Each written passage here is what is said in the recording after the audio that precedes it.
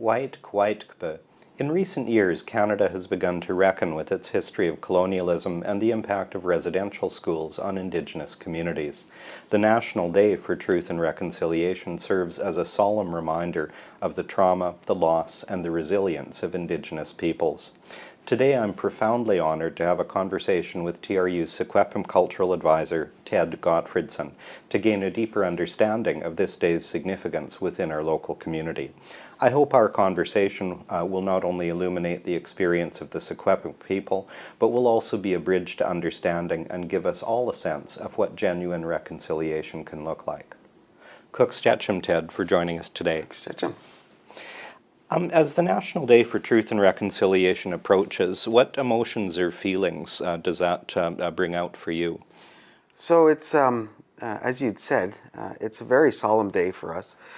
It's one that we've been waiting for a long time. It was one that we didn't even know we were waiting for. You know, my family, we've been basically living with the legacy of residential schools without knowing that there could be more.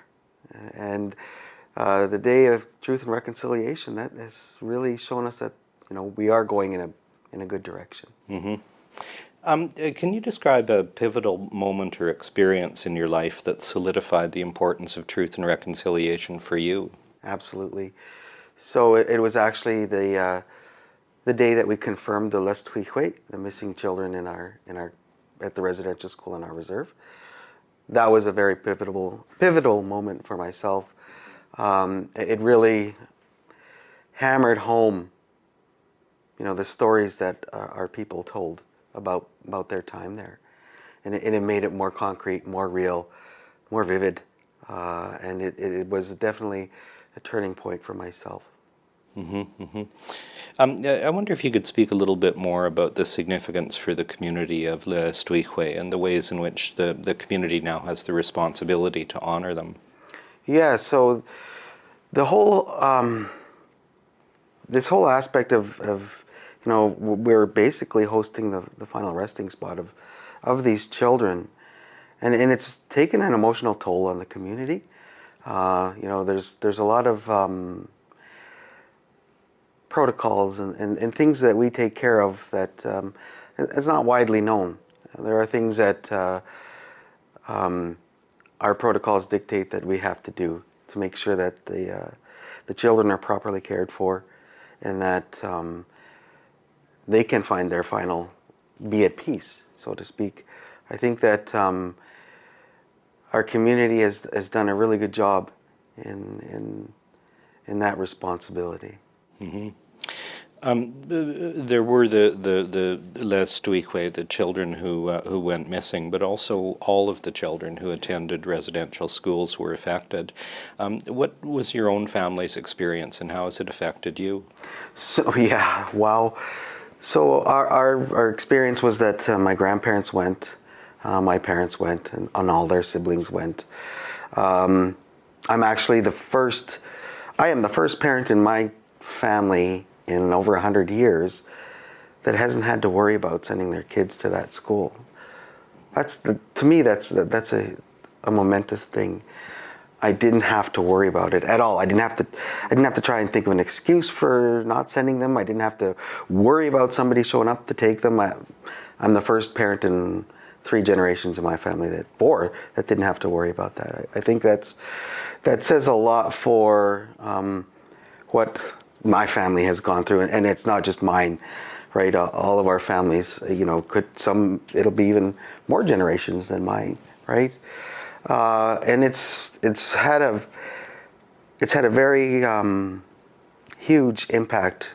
Like Orange Shirt Day or TRC Day is really important, but it's like every day for us is Orange Shirt Day.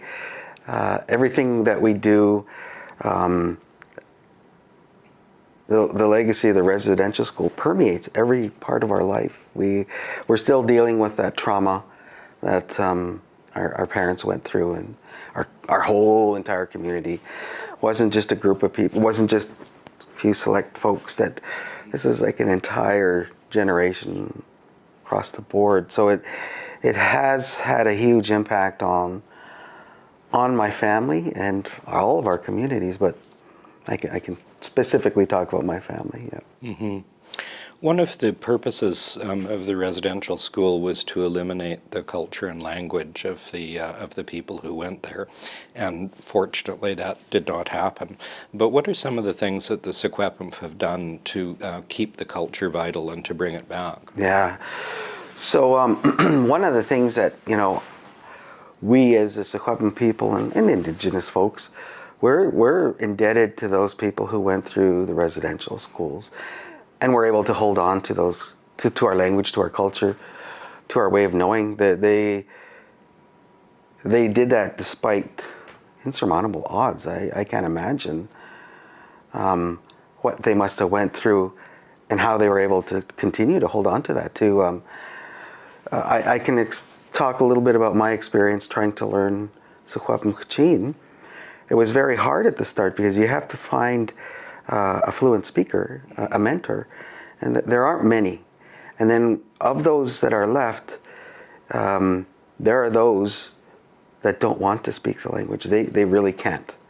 That there was too much trauma, there was too much grief, too much loss, too much pain, everything, right? And they won't speak it. So that pool of fluent speakers that you can learn from gets shallower.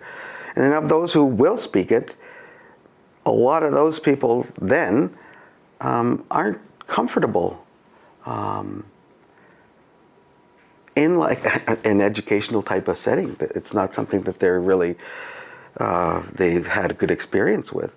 So then that, so finding someone who can speak the language, finding someone who's willing to speak the language, finding someone who's willing to teach is really a difficult task. We have some very strong Secwépemc elders who've held on to that. And so it's been a bit hard at the start, but currently our Secwépemc people are, within the Kamloops, we have an immersion program for young adults. We've had 2 years where the young adults have been learning Secwépemc from 9 to 3:30, 5 days a week, and so they've come a long way. And it's a really bright spot for us, for our language, for our culture.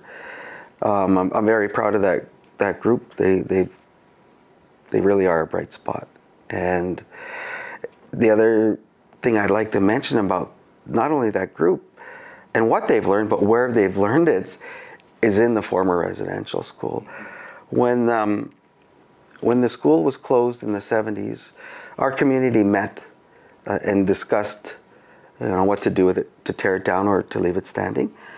And at that time, there were still a lot of survivors. And they spoke quite passionately about tearing it down, about leaving it up. And it went, our people voted, and the stance was to leave it up and to flip it into a place of learning, taking back our language and culture. And so it was a very strong statement on the part of those survivors and our community that we can turn this, we can flip it. One of the first things housed in that building was TRU in our early years as Caribou College. Yeah, that's right. It's always been I know that I've heard historically our historical chief, Chief Louis, he understood the importance of education back in the 1800s. And he wanted to have a school, not this kind, but he believed in educating our children. So education has always been very important to our people. Mm-hmm. As we come to a National Day for Truth and Reconciliation, I want to ask you about the phrase truth and reconciliation. So those are two different words, two different concepts, but they go together in this case. What's the relationship between truth and reconciliation? Wow. So the truth is really hard for a lot of people. And I think that is the first step we have to take, is to understand the truth, to accept the truth, and to learn from the truth. Well, that's something that is, in my former position within my community, I had to deal with a lot of those questions about the integrity of the findings, and it showed me that there are a lot of Canadians who are still not ready for the truth. They want to find fault. They want it not to be real, and that's, you know, that's going to be crucial if we want to reconcile with each other our history and where we are today, where it's brought us to, and if we want to change it for our kids and our grandkids. Xwexwéytep is a word we use in our language to mean those yet to come. So we do work for those yet to come. So for me, truth and reconciliation, there's two hands and a body. They need them. You got to have them both. Are there any messages or teachings that you'd like to pass on to the younger generations of Secwépemc and other Indigenous youth about the significance of this day? Absolutely. I think the significance of this day, this is our Remembrance Day for those kids that went there, for our elders who came out. This is our time to remember them, appreciate what they've done, and to say some prayers for those kids that are buried there. I think the other part, this kind of goes more towards reconciliation, and that is for us as Indigenous people, we need to reconcile within ourselves as well. We need to come to terms with what has happened, and that happens through healing.